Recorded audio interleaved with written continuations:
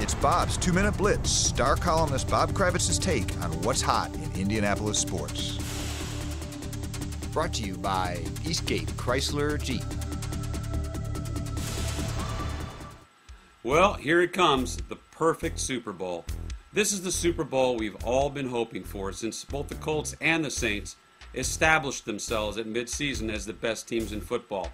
So for the first time since 1993, both the number one seeds have advanced to the big game, and there are almost too many great storylines to follow. Peyton Manning against Drew Brees, the former Purdue Boilermaker. Archie Manning, Peyton's dad, and himself a former New Orleans Saint. The return to South Florida for Pierre Garçon, where his parents live. There's a huge Haitian American population in Miami, and Garçon will have this tremendous platform upon which he can make the case for Haitian relief. And of course, there are all the Katrina-related stories. How the Saints helped rebuild the city, how the Manning brothers did their best to bring in aid after the hurricane. I would tell Colts fans to start bracing themselves right now. Your Colts are the supporting actors in this thing.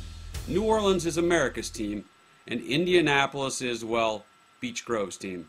I can promise you most of America is going to root for New Orleans, and frankly, I can't blame them. This is the first time the franchise has been in a Super Bowl. Now, just a few years after Katrina, they've taken that battered city on this remarkable ride. How can't you root for that story? It's like rooting against puppy dogs in parades.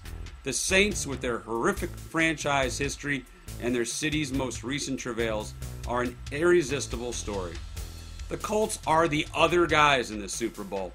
While they never get old to us, they're old news everywhere else, just like the Patriots a few years back or the Buffalo Bills in the early 90s.